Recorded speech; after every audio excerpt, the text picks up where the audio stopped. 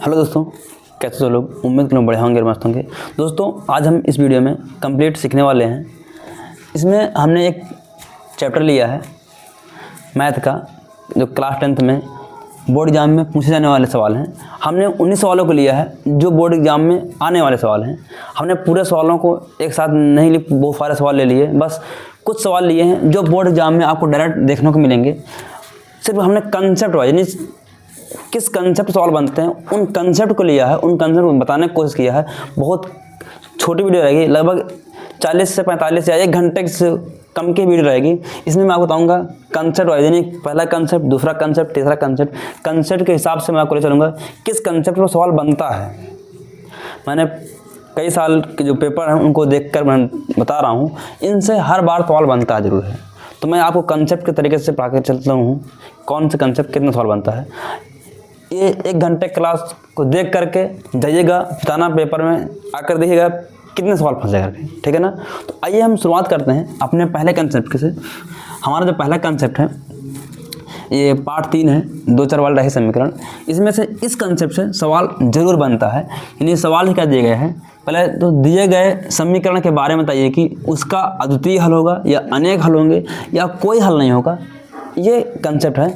इसमें से हमसे पूछेगा क्या, ऐसे दिया रहेगा समीकरण दो, उसे पूछेगा अद्वितीय हल होगा या अनेक हल होंगे या कोई हल नहीं होगा, ये आपसे पूछेगा, ठीक है ना। तो हम इसके बारे में बताएंगे। पहले मैं यहाँ बता दूँ आपको, मैं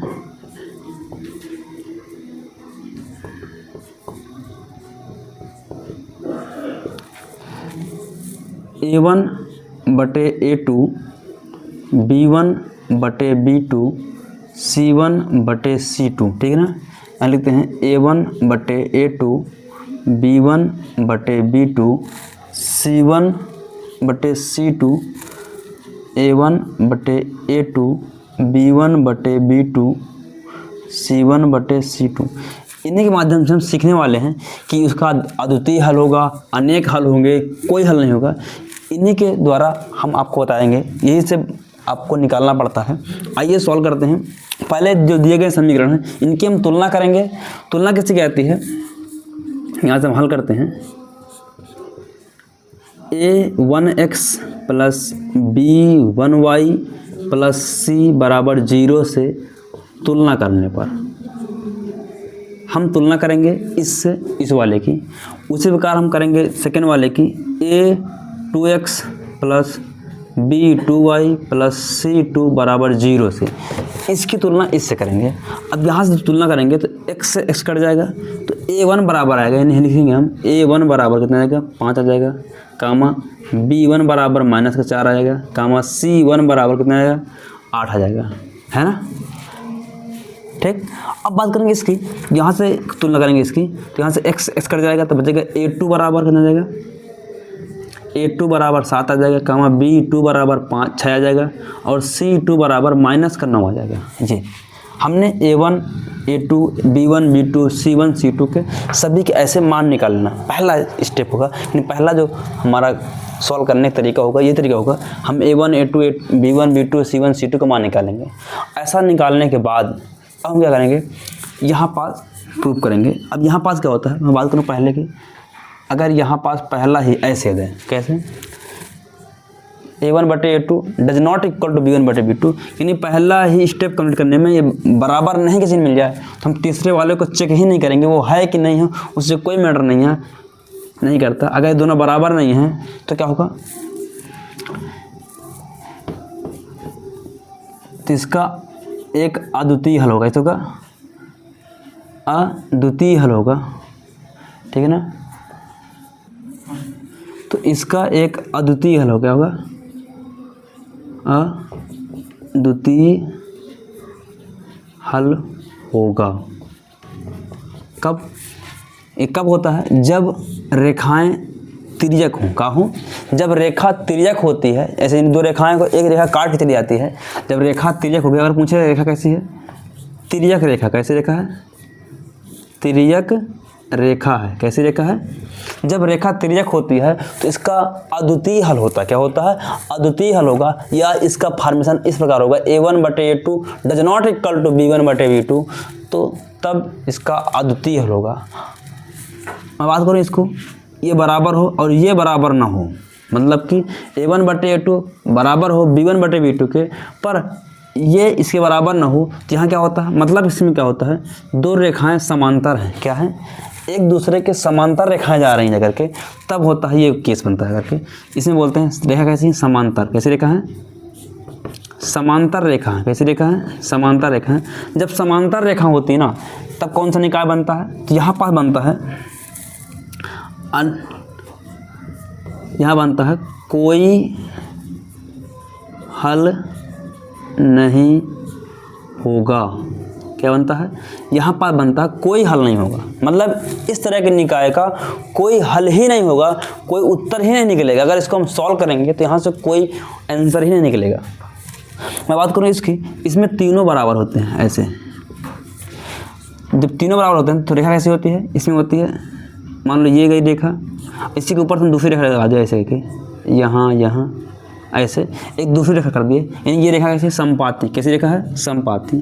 जब रेखा समपाती हो, क्या हो, जब रेखा समपाती हो तो इसके अनेक हल होंगे। क्या होंगे, अनेक हल होंगे। कैसे होंगे, अनेक हल होंगे, ठीक है ना, अनेक हल होंगे। कब, जब रेखा समपाती होगी तो अनेक हल होंगे, जब रेखा समांतर होगी तो कोई हल नहीं होगा, जब रेखा तिर्यक होगी तो अद्वितीय हल होगा। क्या होगा, अद्वितीय हल होगा। तो इनका फॉर्मेशन ऐसे बनता है। अब हमें इसको हमने निकाला, हम कैसे बता पाएंगे कि अद्वितीय हल है कि कोई हल नहीं है या अनेक हल है, ठीक है ना। आपसे रेखा से भी सवाल बनता है, यहाँ से भी सवाल बन जाता है आपसे, ठीक है ना।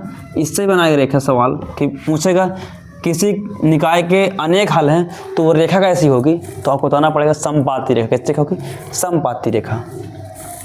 मैं इस सवाल को सॉल्व कर रहा हूँ। देखो यहाँ पास से मैं लगाऊंगा a1/a2, क्या लगाऊंगा मैं यहाँ से a1/a2, ठीक है ना। यहाँ मान रखूँगा मैं, तो मैं जैसे मैंने मान रखा है यहाँ पास, देखिएगा a1 कर दिया, a1 दिया 5/a2 7 दिया है, फिर b1 दिया -4 और c1 दिया 6।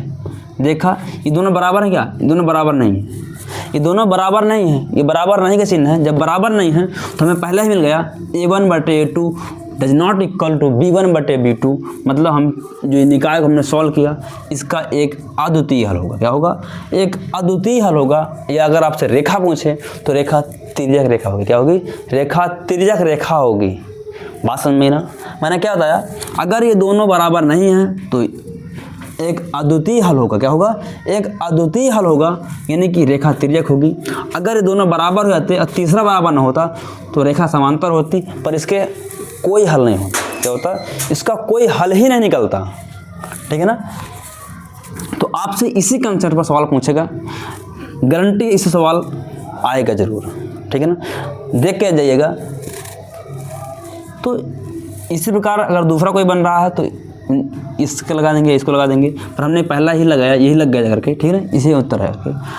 अद्वितीय का मतलब होता है, मतलब इसके जैसा कोई दूसरा नहीं, मतलब इसका x और y का मान सिर्फ एक ही मान निकलेगा। क्या निकलेगा, x और y का एक ही मान निकलेगा, वही मान की बात कर रहा है, ठीक ना। तो ये हमारा पहला कंसेप्ट था, ठीक है।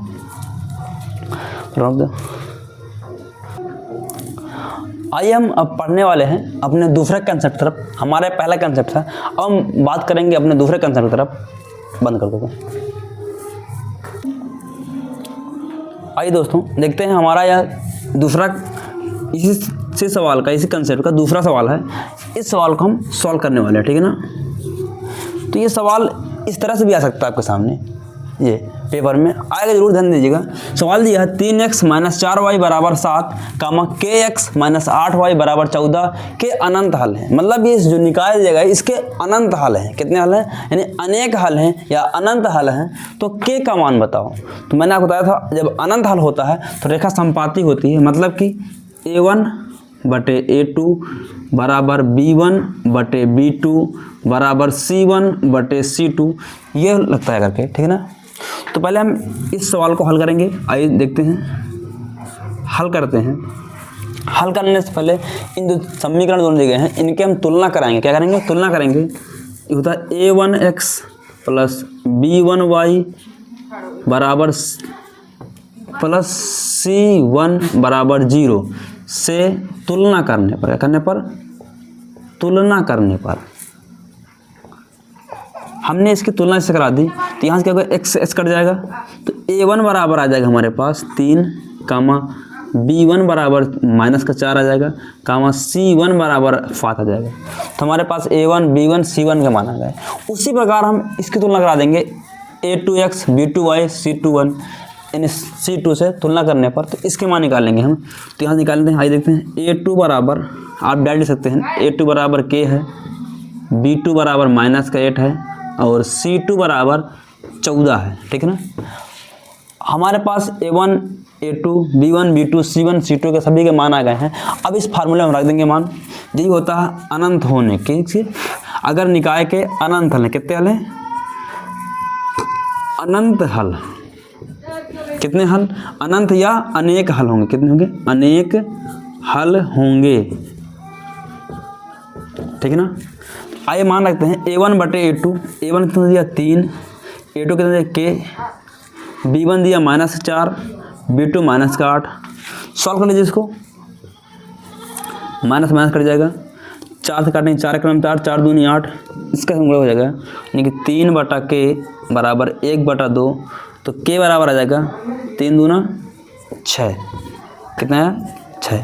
तो k का मान हमारे पास 6 आया, कितना आया 6। दोस्तों यही सवाल का आंसर है। तो इस कंसेप्ट पर भी आपसे सवाल पूछ सकता है, तो इस कंसेप्ट को भी ध्यान दीजिएगा, ठीक है ना। तो ये कंसेप्ट एक का दूसरा सवाल था, तो पहले सवाल से और दूसरे सवाल से इस तरह का सवाल बन सकता है पेपर में। इसी तरह हम पढ़ने वाले हैं, अगर पढ़ाने वाले हैं। आइए अब देखते हैं, इसके बाद हम आइए दोस्तों अब हम सीखेंगे अपने दूसरे कंसेप्ट तरफ। हमने पहला कंसेप्ट सीख लिया है, अब हम दूसरे कंसेप्ट पर बढ़ने वाले हैं। इसको नोट कर लीजिएगा आप, ठीक है ना। रख दो। आइए दोस्तों आइए हम अब देखने वाले हैं अपने कंसेप्ट नंबर 2, जो है विलोपन विधि। क्या है हमारा कंसेप्ट नंबर 2 है विलोपन विधि। विलोपन विधि से इन सवालों को हल करना है। ये भी विधि आती है, इससे सवाल बनते हैं इस तरह के, आपसे पूछ लिया जाता है इनके मान निकालिए, एक्स और वाई के मान निकालिए। तो विलोपन का मतलब क्या होता है, विलोपन का मतलब होता है विलुप्त करना, यानी एक पद को हमें विलुप्त कर देना है। कैसे 2-4 पद दिए गए हैं, जब 2-4 पद दिए होते हैं उनमें एक पद को हमें गैप करना होता है, यानी विलुप्त करना होता है, तभी हम दूसरे पद का मान निकाल पाएंगे, ठीक है ना। आइए हम एक पद को यहाँ विलुप्त करते हैं। तो यहाँ पद है, चाहे आप x वाले पद को गैप कर दीजिए, चाहे y वाले पद को गैप कर दीजिए, ठीक है ना। तो यहाँ पर सबसे पहला देखना क्या है, ये भी चिन्ह प्लस का है, ये भी प्लस का है, ये प्लस का, ये माइनस का। अगर एक प्लस और एक माइनस मिले तो हमेशा पहले बात तो आप टारगेट कीजिएगा y को गैप करने, इसको y को विलुप्त करिएगा। मैं y को विलुप्त कर रहा हूँ, ठीक है ना। इनको विलुप्त करने के लिए इन दोनों मानों को बराबर होना जरूरी है, इन दोनों मानों को बराबर होना जरूरी है। अगर x को विलुप्त कर रहे हैं तो इन दोनों मानों को बराबर होना जरूरी है, यानी यहाँ 3 है तो यहाँ 3 होना चाहिए। यहाँ कोई भी संख्या लें तो दोनों बराबर हो जाए, ठीक है ना। तो अब क्या करेंगे हम, यहाँ 4y है, यहाँ 2y है, पर इस 2y को हम 4y बना सकते हैं। कैसे, गुणा करके। अगर इसमें 2 का गुणा कर दें तो ये 4y बन जाएगा। तो आइए हम समीकरण 2 में 2 से गुणा करते हैं पूरे में, तो 2 दूनी 4x, हमने हल कर दिया यहाँ से। तो 2 दूनी 4x माइनस का 4y बराबर का 4, ठीक है ना। इस समीकरण बन जाएगा 3। अभी ये 2 था, अब ये 3 बन गया, क्योंकि हमने इसमें कुछ छेड़खानी की है, तो अब ये 3 बन गया, ठीक है ना। इस वाले को ऐसे बता देंगे हम, 3x प्लस का 4y बराबर का 10, ठीक। अब यहाँ पर ध्यान देना एक बात, अगर एक प्लस है एक माइनस है, या एक माइनस है दूसरा प्लस है, चिन्ह असमान है। क्या है, चिन्ह असमान है। क्या है, अगर चिन्ह असमान आ जाए तो समीकरण को जोड़ते हैं। क्या करते हैं, समीकरण को जोड़ते हैं। ये बात ध्यान रखिएगा, बच्चे यहीं फंस जाते हैं। समीकरण तो बराबर कर लेंगे, पर इनको जोड़ना है घटाना, यहाँ बच्चे फंस जाते हैं। समीकरण को जोड़ते हैं। क्या करते हैं, समीकरण को जोड़ते हैं, ठीक है ना। आइए हम जोड़ रहे हैं इसको, देखेंगे हम समीकरण 3 व समीकरण 1 को जोड़ने पर, क्या करने पर, जोड़ने पर ऐसे लिखेंगे, सॉल्व कर देंगे यहाँ से। तो 4 3 7x ये कट जाएगा बराबर 10 4 14। कितना हुआ 14। हमें x का मान निकालना, तो x बराबर आएगा 14/7, तो x बराबर आएगा कितना 2। ये इससे भाग देंगे 2 बार जाएगा, तो हमारे पास x का मान आया। कितना है x का मान आ गया, x का मान 2 आया। अब हम y का मान निकाल सकते हैं। y का मान निकालने के लिए हम इस x के मान को समीकरण 1 में रखें, तो इस x के मान को समीकरण 2 में रखें, दोनों से हमारे पास y का मान आएगा। आइए हम सॉल्व करते हैं। इस x का मान समीकरण 1 में रखने पर ठीक है ना। आइए हम रखते हैं पास समीकरण के मान। तो समीकरण 1 क्या दिया है 3x + 4y बराबर का 10। 3 गुणे x का मान 2 है, 2 लिख देंगे, प्लस 4 गुणे y का मान दिया है, नहीं दिया, y बराबर 10। ठीक है ना। 3 दूनी 6 प्लस 4y बराबर का 10। इसको धर जाएंगे तो 4y बराबर का 10 माइनस का 6 कहाँ जाएगा 4y बराबर का 4, तो y बराबर आएगा 4/4, तो y बराबर कितना आएगा 1। कितना है 1। हमारे पास x और y के मान आ गए, यानी x का मान 2 आया और y का मान 4 आया। तो इस निकाय को हल करने पर x और y के मान आ जाएगा। यही हमारा विलोपन विधि होता है, इस तरह हल करते हैं। बात करना ही ना। अगर आपका इसमें कुछ डाउट रह गया है तो हमने इसीलिए एक दूसरा क्वेश्चन लिया ताकि इसमें से आपको कोई प्रॉब्लम ना हो। ठीक है ना। तो इसको आप नोट करिएगा। इसके बाद हम इस सवाल को सॉल्व करने वाले हैं, अपने इस सवाल को। ठीक है ना।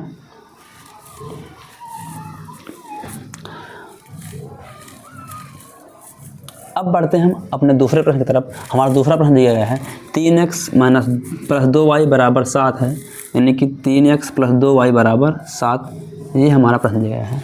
यहाँ पर देगा ये भी प्लस का है, ये भी प्लस का है, ये भी प्लस, ये भी प्लस, तो दोनों चिन्ह समान है। क्या है चिन्ह समान है। दूसरी बात हमें एक को गैप करना है, विलुप्त करना है, तो हम y वाले पद को विलुप्त करेंगे। ठीक है ना। हमारा पहला काम होगा इसमें देखेंगे कि इसको किसको विलुप्त करना है, तो हम y वाले पद को विलुप्त करेंगे। तो यहाँ पर देखेंगे हमने यहाँ पर 2y लिखा है, यहाँ y लिखा है, पहले दोनों को बराबर करेंगे। इस वाले y को हम 2y बना सकते हैं। कैसे 2 का गुणा करते, इन पूरे समीकरण में 2 से गुणा कर देंगे हम। ठीक है ना।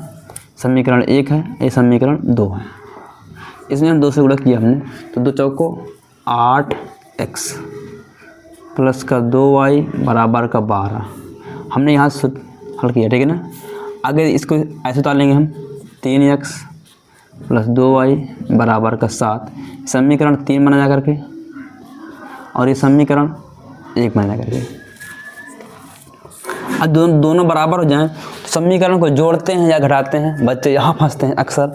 अब यहाँ पर ध्यान देना, यहाँ चिन्ह समान है। क्या है चिन्ह समान है। जब चिन्ह समान होते हैं तो क्या करते हैं, यानी अगर एक प्लस है दूसरा भी प्लस है, या पहला माइनस दूसरा भी माइनस है, जब चिन्ह समान हो, क्या हो समान, तब क्या होता है समीकरण को घटाते हैं। क्या करते हैं समीकरण को घटाते हैं। क्या करते हैं घटाते हैं। ये बात नोट बांध के रख लीजिएगा, नोट करके रख लीजिएगा, यहीं पर बच्चे फंस जाते हैं।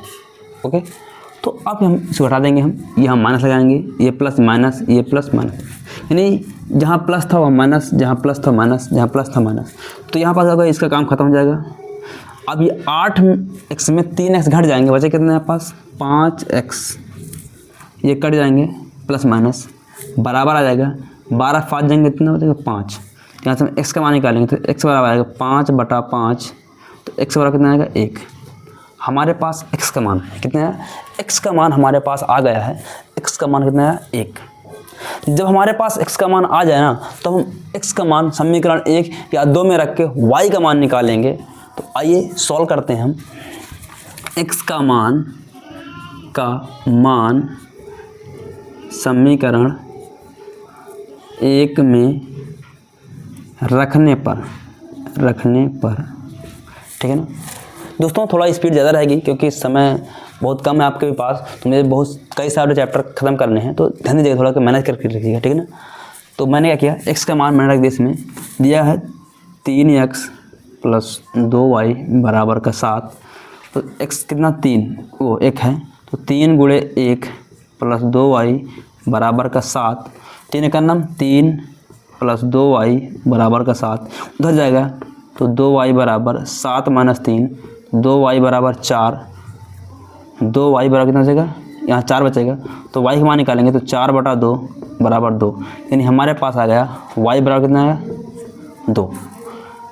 तो हमारे पास x और y के मान है, अतः लिख सकते हैं, अतः निकाय के यानी x, y के जो मान दिए गए हैं, सॉरी यहाँ x बराबर 1 है, y बराबर 2 है, यही मान है, यही हमारा विलोपन विधि है। दोस्तों उम्मीद करता हूँ आप लोगों को समझ में आया होगा। अगर वीडियो की स्पीड ज़्यादा लगे थोड़ा मेहनत कर लीजिएगा, क्योंकि समय बहुत कम है, इसलिए मैं थोड़ा की स्पीड में बना रहा हूँ। बाकी पूरा कंसेप्ट मैंने क्लियर करके रखा है कि कहाँ पास कैसे करना है, ठीक है ना, तो इसको नोट कर लीजिएगा। इसके बाद हम बढ़ते हैं अपने तीसरे कंसेप्ट तरफ, ठीक है ना, इसको सॉल्व कर लीजिएगा।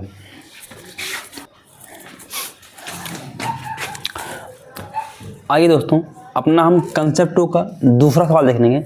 आपसे इस तरह का सवाल भी बनाकर पूछ सकता है, थोड़ा लेंदी टाइप का सवाल बनाएगा विलोपन विधि से, इसको भी हमें सॉल्व करना, ठीक है ना।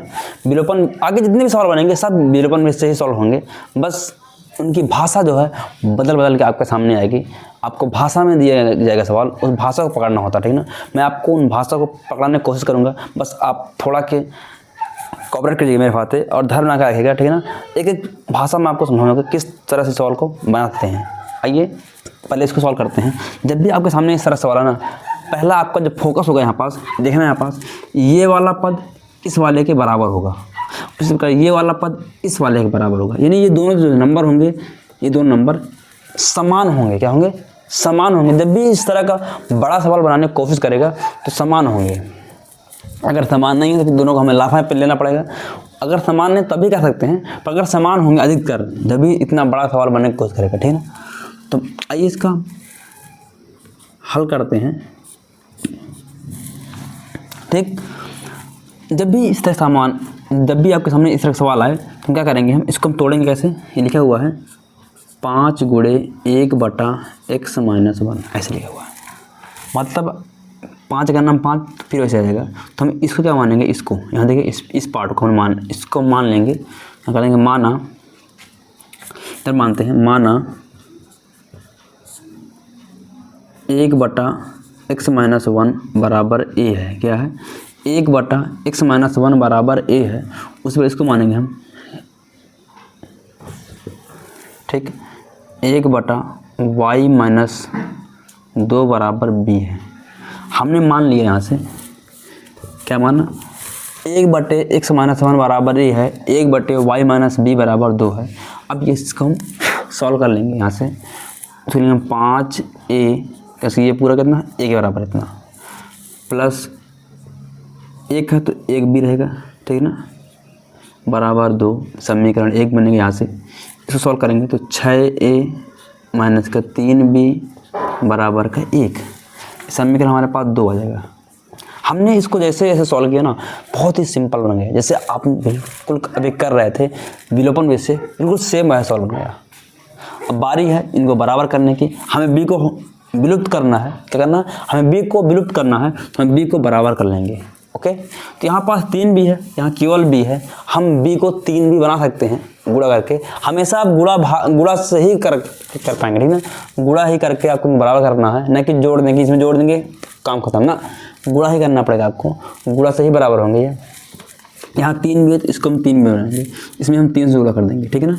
जब इसमें 3 गुणा करेंगे तो 3 का पूरे में गुणा होगा, क्या होगा, 3 का पूरे में गुणा होगा, 3 गुणे 5, 3 × 5 = 15a प्लस 3b बराबर 3 दूनी 6। इसको ऐसे उतारेंगे, 6a माइनस का 3b बराबर का 1। ओके, ये समीकरण बना 3 और समीकरण बना 2। देखिएगा यहाँ माइनस यहाँ प्लस, जब एक संख्या प्लस एक संख्या माइनस चिन्ह असमान होता है तो समीकरण को क्या करते हैं, अब तो आप सीख चुके होंगे, समीकरण को जोड़ते हैं। समीकरण को जोड़ने पर मैंने जोड़ दिया, 15 × 6 = 21a, ये कट जाएगा, बराबर 6 1 7। तो मैं यहाँ से ए का मान निकालूंगा तो ए बराबर आ जाएगा 7/21। मैं गिनती काट दूंगा तो ए बराबर आ जाएगा 1/3। मेरे पास जो ए का मान आया वो 1/3 आया। कितना आया? ए का मान आ गया। बात पा रहे ना, मैंने ए का मान निकाल लिया। जैसे मैंने ए का मान निकाला, अब मैं बी का मान निकालने की कोशिश करूँगा। मैं ए का मान समीकरण 2 में रखने पर, तो ए का मान समीकरण 2 में रखने पर मैंने रखा यहाँ पास समीकरण क्या लिखा है 6 - 3b बराबर 1। मैंने रख दिया यहाँ पास 6 गुणे ए 1/3 दिया है -3b बराबर 1। 3 दूनी 6 यानी 2 आया -3b बराबर 1। उधर ले गया मैंने -3b बराबर 1 - 2 तो -3b बराबर -1 तो b बराबर आया -1/-3 कट जाएगा तो b बराबर हमारे पास आएगा 1/3। मतलब b बराबर भी 1/3 आया और a बराबर भी 1/3 आया। तो हमारे पास दोस्तों a और b के 2 मान आ गए। a के मान आए 1/3 और b का मान भी 1/3 आया। समझ गए ना? जब इतना आप कर लोगे तो हमने अभी हमारे एग्जैक्ट मान नहीं आए, हमने a और b के मान निकाले। हमने a और b को माना था, ना बात को।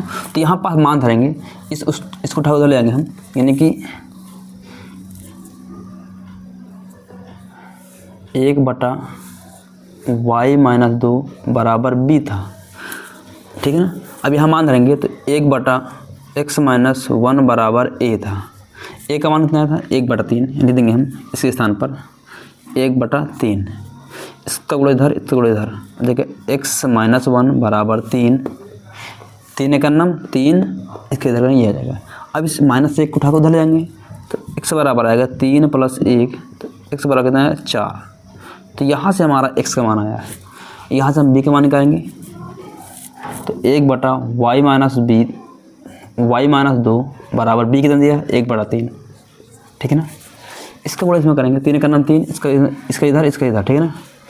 तो y-2 बराबर 3, तो यहाँ जगह y बराबर 3 + 2 5। हमारे पास x और y के दोनों मान आ गए। आपसे अगर इस तरह का सवाल बने तो आप इसको भी बहुत आसानी तरीके से हल कर लेंगे। उम्मीद करता हूँ दोस्तों आपको अच्छे तरीके से समझ में आया होगा। ठीक है ना? तो इसको भी आप नोट कर लीजिएगा। इसके बाद हम बढ़ रहे हैं अपने तीसरे कंसेप्ट तरफ, जो बेहतरीन कंसेप्ट होगा। ठीक है ना? इसको देखिएगा। ओके, नोट कर लीजिए इसको।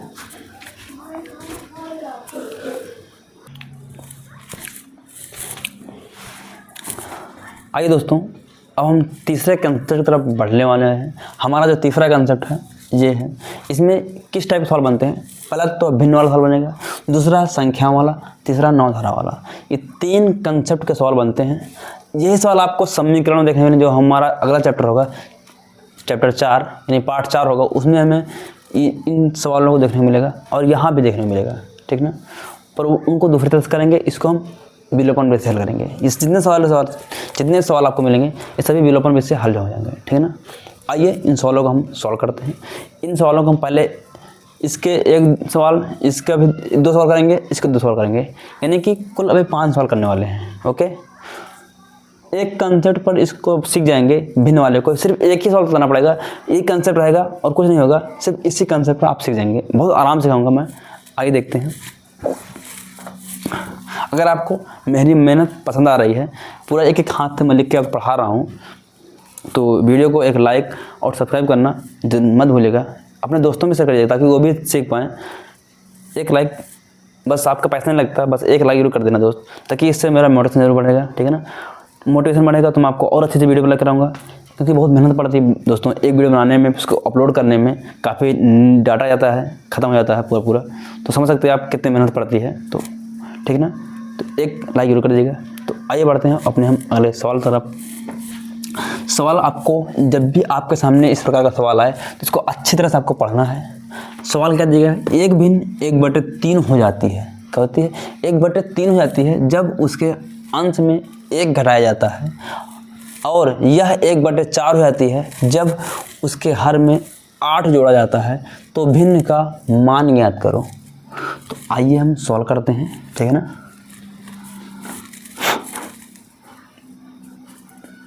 यहाँ से हम हल करेंगे, जो हमारा हल होगा तो यहाँ मानेंगे, माना भिन्न को, जो भिन्न होगी हमारी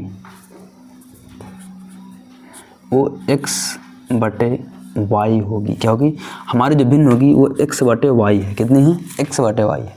अब बोला गया है अगर इस भिन्न में हम क्या बोला, जब उसके अंश में एक घटाया जाता है, मतलब जो हमारा भिन्न है x बटा y, ऊपर वाले को अंश बोलते हैं और नीचे वाले को हर बोलते हैं, ठीक है ना। इसको हर, इसको अंश। बात समझ रहे ना। कह रहा है जब उसके अंश में एक घटाया जाता है तो भिन्न का मान 1/3 हो जाता है। मतलब अंश क्या है? ऊपर वाला है, इसमें हम एक घटाएंगे तो जो भिन्न का मान है वो 1/3 हो जाता है। ये बोल रहा है, आपको जो बोले वही करना है। बोला एक भिन्न के 1/3 हो जाती है जब उसके अंश में घटाया जाता है।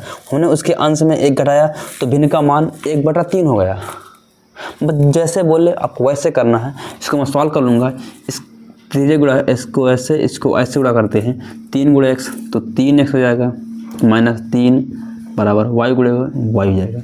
इसको इधर लाएंगे तो 3x माइनस का y माइनस का 3 बराबर का 0। ये समीकरण 1 बन जाएगा। ओके, हमने पहला स्टेप किया। अब हम यहाँ दूसरा स्टेप करेंगे। यहाँ से कह रहा है यह 1/4 हो जाती है जब उसके हर में 8 जोड़ दिया जाए। मतलब भिन्न यही है हमारी, क्या लिखिए x बटे y भिन्न ही है हमारी। अब बोला है जब उसके हर में, हर के क्या होता है नीचे वाली संख्या, हर में 8 जोड़ा जाए। मतलब यहाँ पास हम 8 जोड़ दें, क्या जोड़ दें? 8 जोड़ दें तो भिन्न का मान 1/4 हो जाता है। ऐसे ये बोला है 1/4 हो जाती है जब उसके हर में 8 हो जाता है। हमने 8 जोड़ दिया, 1/4 के बराबर हो गई। अब आपको 3 गुणा करना है, इसका इधर, इसका इधर। तो 4 गुणे x 4x हो जाएगा बराबर, इसका करेंगे इसमें तो y + 8 हो जाएगा। उठा के इधर लाएंगे तो देखिए 4x माइनस का y माइनस का 8 बराबर का 0। समीकरण 2 बना रखें, ठीक है ना। अब दोनों समीकरणों को हम हल कर लेंगे। ओके, आइए यहाँ रखते हैं। तो एक समीकरण, दो समीकरण सॉल्व करते हैं। लिखते हैं 3x माइनस का y माइनस का 3 बराबर का 0। समीकरण 1 है। अब देख पा रहे होंगे ये बराबर है ना। बराबर, जब बराबर तो बराबर करने की ज़रूरत ही नहीं हमें, तो बस सवाल को सॉल्व कर देंगे। अब बात आती है इसको करेंगे, जोड़ेंगे कि घटाएंगे। ये वही विलोपन बना आपके सामने, है ना। विलोपन विधि ही नहीं है, बस इसको आपको भाषा में देगा, आपको भाषा पकड़ना है, ठीक है ना। हमने भाषा पकड़ ली तो सवाल हो जाएगा। तो आइए, जब दोनों चिन्ह समान होते हैं ना, मैंने आपको बताया दोनों चिन्ह समान होते हैं, इनको घटाते हैं। क्या करते हैं? घटाते हैं। हम घटा देंगे इनको। समीकरण 2 और 1 को घटाने पर, क्या करने पर? घटाने पर। मैंने घटाया इनको, ये प्लस हो तो माइनस हो जाएगा, ये माइनस तो प्लस हो जाएगा, ये माइनस तो प्लस हो जाएगा। अब 4x में 3x घट जाएंगे, बचे कितना? x। यानी 4x में 3x जाएंगे तो x बचेगा। ये माइनस प्लस ये कट जाएंगे, ये माइनस और ये प्लस, ये माइनस प्लस घट जाएंगे, बचे कितना? या माइनस का 5 बचेगा बराबर 0। इस 5 को उधर जाएंगे तो बचेगा x बराबर 5। तो x का मान आया कितना? 5 है। ओके, अब इस x का मान समीकरण 1 में रखने पर, यानी जहाँ x है वहाँ 5 रख देंगे। ये सॉल्व करते हैं। 3 गुणे 5 माइनस y बराबर माइनस का 3 बराबर 0। 5 तंजा 15, 15 माइनस y माइनस 3 बराबर 0। तो 15 में 3 जाएंगे तो कितना? 12 माइनस y बराबर 0। उधर जगह रखें तो जगह y बराबर 12। तो y का मान कितना है? 12 आया। तो y का मान 12 आया और x का मान 5 आया। जो हमारे पास भिन्न थी वो x बटे y थी। x कितना था? 5 था। y कितनी थी? 12 थी। जो हमारे पास भिन्न रही वो 5/12 रहेगी। यही सवाल का आंसर है। दोस्तों, उम्मीद करता हूँ आप लोगों को सवाल समझ में आया होगा, ठीक है ना।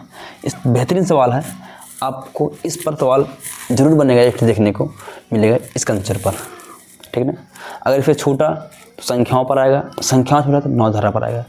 3 कंसेप्ट होते हैं, इन्हीं कंसेप्ट पर आपसे सवाल पूछा जाता है, तो इसको नोट कर लीजिएगा। इसके बाद हम पढ़ते हैं संख्या वाले सवाल। ओके, नोट कर लीजिए इसको।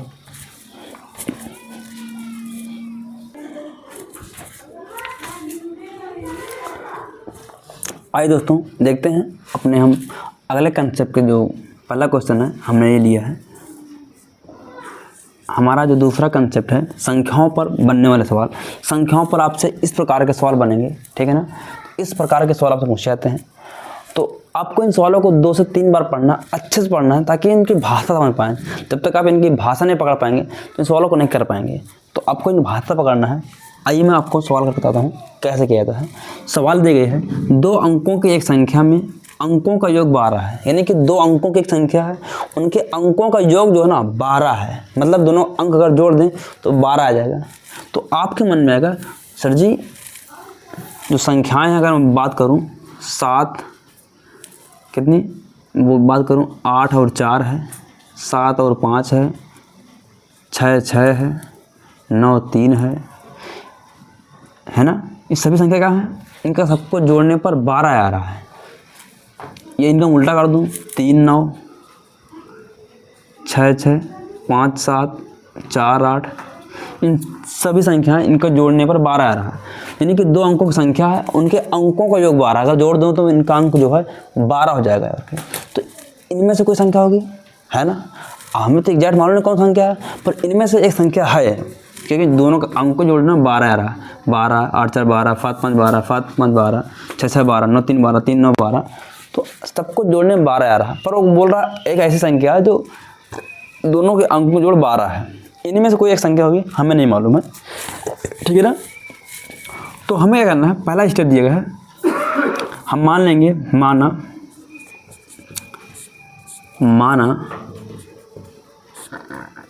दहाई का जो अंक है x है, कितना है, दहाई x है, और जो इकाई है ना, इकाई का जो अंक है वो y है। क्या है, दहाई का अंक x है और इकाई का अंक क्या है, y है। तो दहाई का अंक x और इकाई का अंक y है, तो हम क्या करेंगे, दोनों को जोड़ेंगे तो कितना आएगा 12। ये दोनों अंक हैं। मैं बात करूँ 2 अंकों की जो संख्या होती है ना, 2 अंकों की संख्या ये होती है 10x + y। संख्या ये होती है 2 अंकों की। ऐसे लिखते हैं, पर हम इसको ऐसे लिखते हैं, जैसे बोल दो कि 84। तो ये क्या है, दहाई वाला अंक है और ये इकाई वाला अंक है ना। इधर वाला इकाई वाला, इधर वाला दहाई वाला। अगर 10 × 8 + 4, ये दहाई का अंक है और ये इकाई का अंक है, तो 10 8 80। तो 8 दहाई मतलब 10, 8 दहाई 80 + 4 84 ऐसे। तो वही जब भी 2 अंकों की संख्या लिखते हैं तो आप इस प्रकार लिखिए, ठीक है ना। आपको इस प्रकार लिखना, 2 अंकों की संख्या ये होती है, ठीक। अब आप जान गए दहाई का अंक x है, यानी x दहाई का अंक है, इकाई का अंक y है। ओके, आपने समझ लिया। तो आपने पहला जो कंडीशन पढ़ी थी, 2 अंकों की एक संख्या है, उसमें अंकों का योग जो है 12 है, तो हम दोनों के अंकों का योग लिखेंगे यहाँ पास, यानी कि x + y = 12 है।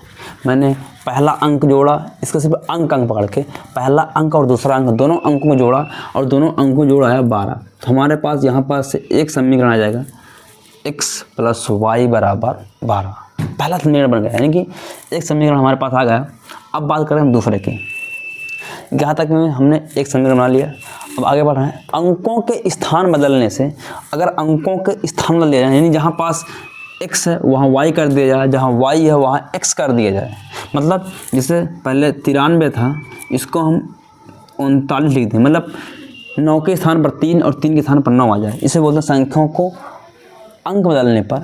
मैंने अंक बदल दिया, संख्या बन जाएगी 10y + x। ये बोला है, कहा था अगर संख्यों के स्थान यानी अंकों के स्थान बदलने से प्राप्त संख्या, यानी जब अंकों के स्थान बदल दिए तो जो बनेगी संख्या वो दी गई संख्या से 18 अधिक है। क्या है, दी गई संख्या से 18 अधिक है, ठीक है ना। मतलब पहले थी 39, अब बन गई 93। तो ये बोल रहा है इस वाली संख्या से अब जो संख्या बनी है वो 18 अधिक है। मतलब इन दोनों के बीच का अंतर, चाहे वह कम बोले चाहे अधिक बोले, चाहे ज़्यादा बोले चाहे वह अधिक बोले, हमेशा उन दोनों के बीच के अंतर की बात करता है, मतलब बड़ी वाली से छोटी वाली घटा देना है, अंतर की बात कर रहा है। तो आइए सॉल्व करते हैं। पहले थी 10x प्लस वाई, ये थी पहले वाली है ना। अब वाली ये है 10x minus 10x plus Y. कह रहा अंकों के स्थान बदलने से प्राप्त संख्या, जो प्राप्त हुई संख्या वो दी गई संख्या से इस वाली संख्या से, जो पहले संख्या थी ये उस वाली से 18 ज़्यादा है। कितनी है? 18 ज़्यादा है, तो हम घटा देंगे, जितनी ज़्यादा होगी वो 18 बाहर निकल आएगी। ठीक है ना। हमने क्या किया, नई संख्या बन के हमारी आई, अब पुरानी संख्या ये थी, हमने इस वाली संख्या से इसको घटा दिया। ठीक है ना। सॉरी, यहाँ पास जो नई संख्या 10y है और यहाँ पास x है। ओके, गलती कर दी, इसको मैं लिख। ठीक है। तो 10y प्लस x से इस वाली संख्या घटाएंगे हम, तो कोष्ठक खोलेंगे तो क्या आएगा 10y प्लस x माइनस, घट जाएगा यहाँ से, कितना जाएगा माइनस का 10x माइनस का y बराबर 18। 10y में एक y घटेगा, कितना 9y, कितना जाएगा 9y। 10x में एक करेगा 9x बराबर 18।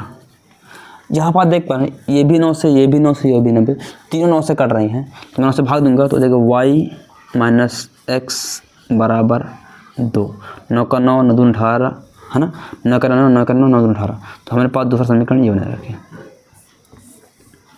y माइनस x माइनस 2, इसको यहाँ पर रख देंगे हम।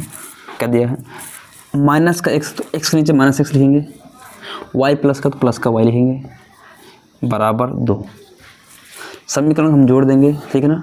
समीकरण 1 और 2 को जोड़ने पर, क्या करने पर, जोड़ने पर जैसे जोड़ेंगे तो ये प्लस का x माइनस x कट जाएंगे, बचेगा 2y बराबर 12 2 14। तो y बराबर आएगा हमारे पास 14/2, तो y का मान आया 7। कितना आया 7। हमारे पास y का मान निकल कितना आया 7 आ गया हमारे पास y का मान। अब इस y का मान समीकरण 1 में रखेंगे, यानी x प्लस वाई बराबर 12। तो x प्लस वाई का मान कितना 7 बराबर 12, तो x बराबर कितना आएगा 12 माइनस 7, तो x बराबर कितना आएगा 5। हमारे पास x का मान आया और y का मान आया।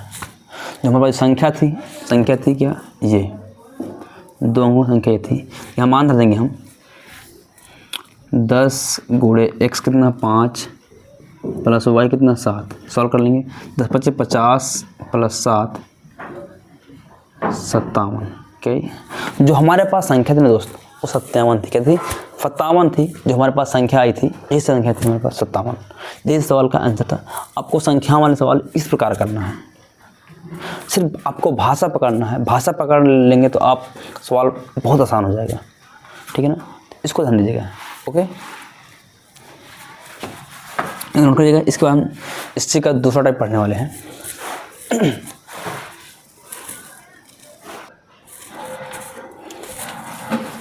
आइए दोस्तों, हम इसका दूसरा सवाल देखने वाले हैं। हमारे पास दूसरा सवाल दिया गया है, ये सवाल दिया गया है। सवाल क्या दिया गया है, 2 अंकों की एक संख्या है एवं उसके अंकों को पलटने पर बनी संख्या का योग 66 है।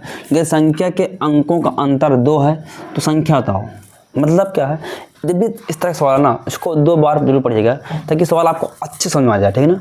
सवाल क्या देगा, 2 अंकों की एक संख्या है एवं उसके अंकों को पलटने पर बनी संख्या का योग 66 है। यदि संख्या के अंकों का अंतर 2 है तो संख्या ज्ञात कीजिए। ठीक है ना। तो आइए सॉल्व करते हैं। सबसे पहला काम है, हम इसे मान लेंगे। माना इकाई का अंक, दहाई का अंक, दहाई का जो अंक होगा ना वह x होगा और इकाई का जो अंक होगा ना वो हमारा y होगा। ठीक है ना। इतना हमने कर लिया। अब हमारे पास जो संख्या होती है 2 अंकों की संख्या, 2 अंकों की संख्या, ये क्या होती है 10x प्लस y, ये संख्या होती है। अब बोला जो संख्या है उसके अंकों को पलट दें, जैसे इसके अंक पलटेंगे 10y प्लस x, यानी पहले x के स्थान पर y के स्थान पर x पहुंच जाएगा। ठीक है ना। ऐसे हो जाएगा, ये पहले ये थी अब ये थी। अब बोला दोनों को जोड़ दो, यानी कि 10x प्लस y प्लस इसको 10y प्लस x, अगर दोनों को जोड़ देते हैं तो कितना होता है 66 होता है। ठीक है ना, इतना आ जाएगा। इसको सॉल्व करते हैं।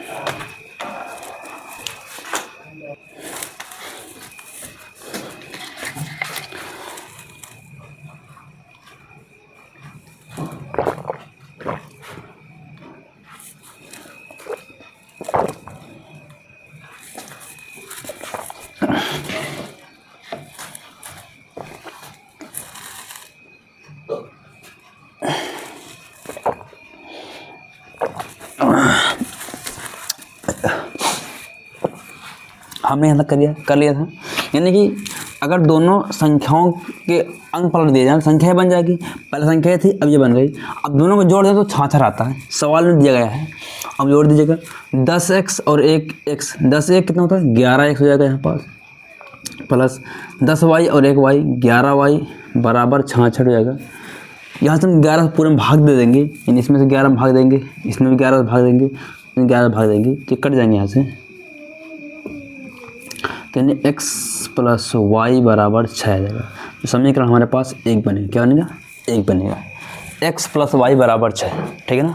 अब बात करें आगे दिएगा, यदि अंकों के अंतर 2 है, कितना है? अंकों का अंतर 2 है, मतलब कि अगर हम पहली संख्या से दूसरा संख्या घटाएं तो 2 आएगा। कितना आएगा? 2। ये बोला गया है, तो हम यहाँ रख देंगे। दूसरा समीकरण ये है हमारे पास। तो x माइनस वाई बराबर 2। अब एक संख्या प्लस एक संख्या। हेलो दोस्तों, आवाज़ आ रही है? अभी बैटरी तो गई थी, बिल्कुल से आवाज़ खत्म हो गई थी, तो मैं फिर से चार्ज हुआ फ़ोन, फिर से मैं वीडियो रिकॉर्ड कर रहा हूँ, क्योंकि यहाँ पास से बैटरी एकदम खत्म हो गई थी और फ़ोन स्विच ऑफ हो गया था। तो मैं आगे यहाँ से पढ़ा रहा हूँ। तो यहाँ हमने दोनों समीकरण निकाल लिए थे, देखिए यहाँ पास इसका भी निकाल लिया, इसको भी निकाल लिया था, यानी कि x माइनस वाई बराबर 2 आया था। तो अब ये समीकरण और इस समीकरण को हम जोड़ने का काम करेंगे, ठीक है ना। तो समीकरण 1 और 2 को जोड़ेंगे, ठीक है ना। समीकरण 1 व समीकरण 2 को 1, 2 को जोड़ने पर क्या करना है? दोनों समीकरणों को जोड़ देने में, ठीक है। तो जोड़ेंगे हम, आज देखते हैं। 1x हो जाएगा 2x, और ये प्लस माइनस कट जाएगा, 6 2 8 हो जाएगा। यहाँ से x का मान निकाल लेंगे, तो x बराबर आएगा 8/2। तो x बराबर हमारे पास 4 आया। कितना आया? x का मान 4 आया। कितना आया? 4 आ गया। ओके, हमारे पास x का मान आ गया। अब हमें निकालना है y का मान। तो x का मान समीकरण 2 में रखने पर, ठीक है। यहाँ रख देंगे हम, या 1 में रख दीजिएगा, ठीक है ना। तो यहाँ 1 रखते हैं, x प्लस 6 और ये x प्लस वाई बराबर 6, समीकरण 1 है। तो x का मान, इसका x का मान समीकरण 1 में रखने पर, ठीक ना, रखने पर मैं रख दूँगा मान। तो x का मान 4 लेंगे, 4 प्लस वाई बराबर 6। तो y बराबर आएगा 6 माइनस 4, तो y बराबर कितना आएगा? 2। तो हमारे पास y का मान आ गया और x का मान आ गया। हमारे पास दोनों मान आ गए, ठीक है ना। x का भी मान और y का मान गया। तो x और y का मान दोनों गए। तो हमारे पास संख्या रहेगी, कि संख्या रहेगी x का मान कितना? 4 और y कितना? 2। तो लिख सकते हैं संख्या होगी हमारे पास वो 42। कितनी रहेगी? जो हमारी करेक्ट आंसर होगा वो 42 रहेगा, ये, ठीक है ना। तो ये सवाल का आंसर था। तो हमने यहाँ तक सीख लिया। हमने पहले सीखा था भिन्न वाला, फिर संख्याओं वाला भी सीख लिया। अब बचा हमारे पास नवधारा कंसेप्ट, है ना। हमने सारे कंसेप्ट सीख लिए। लास्ट कंसेप्ट आपके सामने बचा है, वो है नवधारा का। अगर नवधारा का सवाल है उसको कैसे करते हैं तो उसको नोट कर लीजिएगा आप, ठीक है ना। मैंने यहाँ से फिर से बढ़ा दिया है। इसके बाद हम पढ़ने वाले हैं नवधारा वाला। ओके, नोट कर लीजिएगा।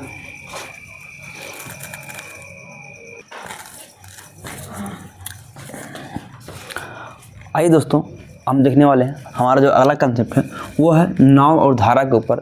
आपसे इस पर भी सवाल 2-3 बार सवाल बन चुका है। नाव धारा के ऊपर भी अगर सवाल इससे बनता है तो इस तरह के सवालों को हम कैसे हल करेंगे ये सीखने वाले हैं, ठीक है ना। बस थोड़ा का धैर्य रखिएगा, इस सवाल को बहुत आसानी से हम कर पाएंगे। तो यहाँ पर पहले हमें कुछ बातें समझना पड़ेगा, ठीक है ना। पहले हम देखेंगे एक बात मैं बताऊँ, मैं अगर सवाल को पहले 2 बार पढ़ना है आपको। सवाल क्या दिया है, एक नाव की शांत जल में चाल 15 किलोमीटर प्रति घंटा है, ठीक है ना। जो नाव की जो स्पीड दी गई है वो 15 किलोमीटर घंटा है। फिर बोला नाव जो है धारा की दिशा में 30 किलोमीटर जाने में व धारा के विपरीत 30 किलोमीटर वापस आने में कुल 4 घंटे, कितने, कुल 4 घंटे 30 मिनट का समय लगता है। तो धारा की चाल ज्ञात कीजिए। मतलब एक नाव की चाल है और एक धारा की चाल है। आपको यहाँ पर ध्यान देना है, चाहे वह नाव की चाल बोले, क्या बोले, ठीक है ना, करा रहा हूँ मैं,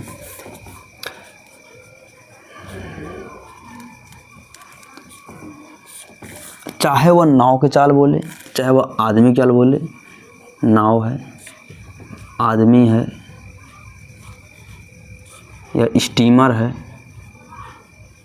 किसी की भी चाल बोल ले इसमें से, अगर इनकी चाल बोल रहा है तो हमेशा उसे एक्स मानना। क्या मानना, एक्स। अगर धारा की बोले या पानी की चाल बोले, क्या बोले, पानी की चाल, इनकी चाल को तुम्हें क्या मानना है, वाई मानना है। यानी पानी के चाल को छोड़ करके बाकी कोई भी चाल आपके सामने आए तो उसको एक्स मानना है। क्या मानना है, एक्स। तो हमने नाव या आदमी या स्टीमर या धारा की चाल, ये नाव की चाल या आदमी की चाल या स्टीमर की चाल को हम एक्स मानेंगे, ठीक है। यहाँ पास नाव दिया, क्या आदमी दे दे, क्या स्टीमर दे दे या जहाज़ दे दे पानी वाला, उसकी भी चाल दे सकता है। कोई भी यहाँ पास दिया हो तो उसको एक्स मानेंगे। अगर धारा या पानी की चाल दिया हो तो उसको वाई मानेंगे। पहले ही पढ़ा तो, ठीक है, इतना हमने सीख लिया। अब क्या होता है, तुमको एक बात बताऊँ, यहाँ पास मान लो ये नदी बह रही है यहाँ से, इस तरफ इधर को नदी बह रही है यहाँ से, ठीक है ना। अब एक बंदा यहाँ पास है, देखिएगा, यहाँ पास एक व्यक्ति जो है वो गाड़ी चला रहा है, यानी नाव चला रहा है, इधर को ले जा करके, इधर को नाव चला रहा है, ठीक ना। तो ये नाव लेकर इधर जा रहा है। अब क्या हुआ, नाव की जो चाल है मान लो कि 8 किलोमीटर, कितनी है, 8 किलोमीटर घंटा है। नाव की चाल कितनी है, 8 किलोमीटर घंटा है, ठीक है ना। अब हुआ क्या यहाँ पास, मैं बात करूँ, ये 1 घंटा में कितने जाएगा, तो 1 घंटे में जो है ना ये 8 किलोमीटर कितना जाएगा, 1 घंटा में इधर 8 किलोमीटर जाएगा। पर वही मैं बात करूँ वाई का मान दिया, यानी पानी की चाल 3 यानी 5 की कितनी है, जो पानी धारा की चाल है वाई का मान दिया 5 किलोमीटर, यानी पानी जो है 5 किलोमीटर प्रति घंटा की स्पीड बह रहा है। तो यहाँ से क्या जानकारी मिली कि जो नाव है वह 1 घंटे में 8 किलोमीटर जाएगी ही जाएगी, पर साथ में 5 किलोमीटर प्रति घंटा की स्पीड से पानी भी उसे ठेल कर ले जाएगा। मतलब पानी की स्पीड भी उसमें जुड़ जाएगी। मतलब क्या होगा, अगर हम बात को उधर जाने की तो इनकी स्पीड हो जाएगी ना धारा की दिशा में, हो जाएगी 8 + 5 मिल करके 13 किलोमीटर प्रति घंटा। मतलब कि वो 1 घंटे में अब जहाँ वो 8 जाता था अब वो 13 की स्पीड चलने लगेगा, यानी 13 किलोमीटर पहुँच जाएगा। समझे ना। मतलब कि जब धारा की दिशा में बढ़ते हैं, जिस तरह पानी बह रहा है उसी दिशा में नाव चलाएं तो धारा की और पानी वो नाव की चाल आपस में जुड़ जाती है और जुड़ के चलती है। तो 8 × 5 = 13, मतलब 1 घंटे में वो 13 किलोमीटर दूरी तय करेंगे। अभी तक वो 1 घंटे में सिर्फ 8 चल रहा था, अब 1 घंटे में 13 किलोमीटर चलने लगा। बात पहले पड़ी ना, ये कंसेप्ट है। ये तो रही बात जब धारा की दिशा में था, क्या था, ये धारा की दिशा में था। तो यहाँ से हम पहला कंडीशन, ठीक है ना, ऐसे माना थे ये हम यहाँ से ऐसे हम हल करेंगे, ठीक है ना। अब यहाँ पे सीखेंगे हम जो धारा की दिशा में नाव की चाल, यहाँ क्या हो जाएगा, ये हो जाएगा x + y, क्या हो जाएगा x + y। अगर मैं बात करूँ धारा यहाँ से, अगर नाव यहाँ से चले तो यहाँ से यही धारा, ये नाव यहाँ से चले ऊपर को विपरीत चले, यानी कि धारा के विपरीत, धारा के विपरीत दिशा में नाव की चाल, नाव की चाल। अब क्या हो जाएगा, यहाँ से तो ये 8 की स्पीड चलेगा, आगे 1 घंटे में 8 किलोमीटर चला जाएगा, पर होगा क्या, जो धारा हो 5 किलोमीटर पर छेल देगी, यानी कि 8 तो चढ़ जाएगा, 5 फिर ठेल आएगा। मतलब बात हुई, पहले 8 तो गया, फिर वहाँ 5 नीचे कर दिया, तो सिर्फ 3 किलोमीटर प्रति घंटा बचा। मतलब कि 1 घंटे में सिर्फ 3 किलोमीटर ही जा पाएगा। कहने का मतलब ये है सिर्फ 1 घंटे में वो 3 किलोमीटर जाएगा। बात में ना, मतलब जो धारा की चाल होगी विपरीत दिशा में वो x माइनस वाई जो है, मतलब कि हमेशा विपरीत दिशा में क्या होती है, चाल घट जाती है। धारा नाव की चाल से धारा की चाल घटा दी जाती है, ठीक ना।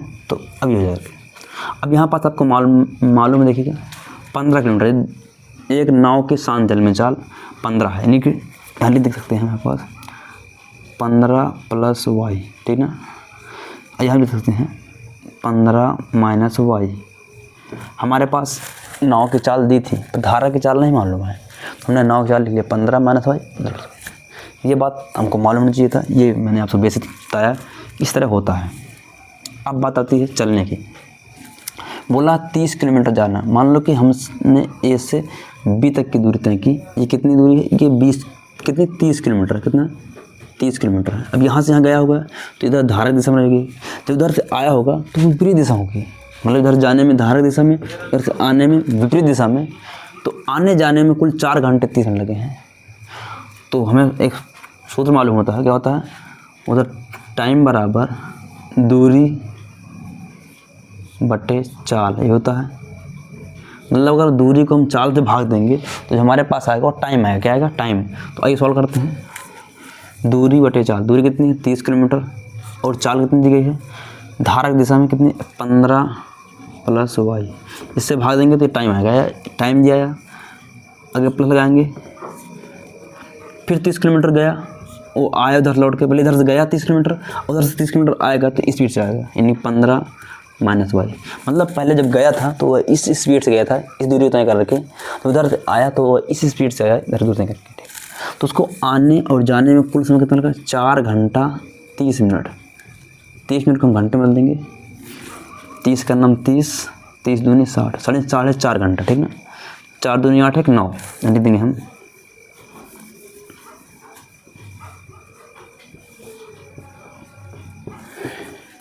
सॉल्व करेंगे इसको। हम दोनों लाफा लेंगे, लाफा का 15 प्लस वाई 15 माइनस वाई, इसके इसमें भाग देंगे तो ये कट जाएगा, इतने बार जाएगा, इसको लगा देंगे, इसमें हो जाएगा 30 15 माइनस वाई, ठीक ना, प्लस इसके इसमें भाग देंगे, ये कट जाएगा, इतनी बार जाएगा, हो जाएगा 30 15 प्लस वाई, ठीक ना, बराबर 9/2, ये हो जाएगा। ओके, यहाँ पास कामन है, कामन क्या, 30 कामन है, तो यहाँ से हम 30 कामन लेंगे, यहाँ देखिए 15 minus Y plus 15 plus Y बटे एक कोष्ठक में ए प्लस बी, एक कोष्ठक में ए माइनस बी। ये क्या होता है, जब भी एक ए स्क्वायर माइनस बी स्क्वायर होता है, ये होता है एक कोष्ठक में ए प्लस बी और एक कोष्ठक में ए माइनस बी। जब भी इस तरह का दिखाई दे ना, उसको ऐसे लिखते हैं, ए स्क्वायर माइनस बी स्क्वायर, कि एक कोष्ठक में ए प्लस बी, एक कोष्ठक में ए माइनस दिया है, लेकिन हम 15 का स्क्वायर माइनस वाई का स्क्वायर बराबर 9/2। यहाँ वाई से वाई कट जाएगा, देखो 15 minus Y, 15 plus Y, minus plus cut जाते हैं, और 15 15 30, यानी कि 30 गुणे 30 बटे 15 का स्क्वायर माइनस वाई का स्क्वायर बराबर 9/2, ठीक है ना। अब क्या होगा, यहाँ से गिनती कट रही है, देखो 3 9 से कट रही ना, 3 3 को 9, एक कट जाएगा, यहाँ जाएगा 1 आ जाएगा, यहाँ बचा कितना 1, तो 10 10 100 हो जाएगा यहाँ पास। इसका हम गुणा कर देंगे और इसका कर देंगे, देखो 15 का स्क्वायर माइनस वाई, यानी कि इसका इधर करेंगे पहले हम 10 10 100, ये 10 10 100 गुणे 2 बराबर 15 का स्क्वायर माइनस वाई का स्क्वायर।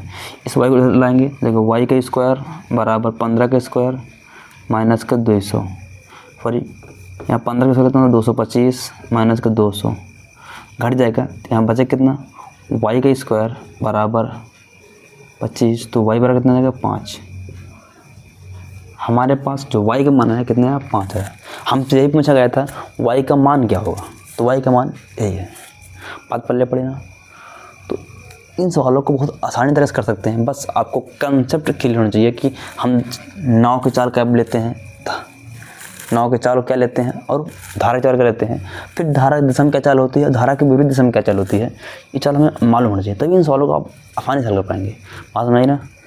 ठीक, मैं आपको सेम इतना सवाल आपको दे रहा हूँ, उसको आप करना, ठीक है ना। मैं यहाँ का नंबर चेंज कर रहा हूँ, कंसेप्ट ये रहेगा, सिर्फ आपका नंबर बदल सकता है वो, और कुछ नहीं कर सकता। सिर्फ जैसे मैं बोला, एक नाव की शांत जल में चाल जो है वो 8 किलोमीटर कितनी है, 8 किलोमीटर घंटा है। यह धारा की दिशा में 22 किलोमीटर जाने में, कितना, धारा की दिशा में 22 किलोमीटर जाने में, तो वह धारा के विपरीत दिशा में 15 किलोमीटर आने में, कितना, 15 किलोमीटर आने में, 15 किलोमीटर वापस आने में 5 घंटे लेती है। कितनी लेती है, कुल 5 घंटे कितनी लेती है, कुल 5 घंटे लेती है या लगते हैं, ठीक है ना। तो धारा की चाल ज्ञात कीजिए। सवाल सेम है, आपको इस सवाल करना, ठीक है ना। इसी तरह इस सवाल को आपको करना है। ये सवाल दिया है, मैंने सवाल बदला है। एक नाव धारा की चाल, एक नाव की शांत जल में चाल 8 किलोमीटर घंटा है। नाव धारा की दिशा में 22 किलोमीटर जाने में, विपरीत दिशा में 15 किलोमीटर वापस आने में कुल 5 घंटे लगते हैं। धारा की चाल कीजिए। बस आपको इसी तरह सवाल बनाएगा, सिर्फ कंसेप्ट वही रहेगा, बस आपसे सवाल के जो नंबर बदल देगा। हमें करना आना चाहिए, ना कि सवालों को इकट्ठा करना। बस आपको कंसेप्ट मालूम है तो चाहे जैसे जितने सवाल आ जाए उनको आप करते जाएंगे, ठीक है ना। तो दोस्तों, यही हमारा इस चैप्टर से इतना इस तक पूछा जाएगा, इसके अलावा आपसे कुछ भी नहीं पूछा जाएगा। ये बहुत ही जो मेरी मेहनत है, मैंने छांटा है कौन कौन से टॉपिक पर सवाल बनता है और बनेंगे, उन्हें लिया है। देख के जाइएगा इस सीरीज को, इसके बाद पेपर देकर आइएगा और मिलाइएगा कितने सवाल फंसे, इस कंसेप्ट पर कितने सवाल फंसे, ध्यान दीजिएगा, ठीक है ना। तो कैसा लगा वीडियो, कमेंट में जरूर बताइएगा। अगर आपको मेरी मेहनत अच्छी लग रही है तो एक वीडियो को लाइक जरूर कर दीजिएगा, ताकि इससे आप हमारा मोटिवेशन बढ़ता है, हम आपको और अच्छे वीडियो लाते रहेंगे, ठीक है ना। तो मिलते हैं दोस्त इस तरह की नए वीडियो, तब तक के लिए जय हिंद।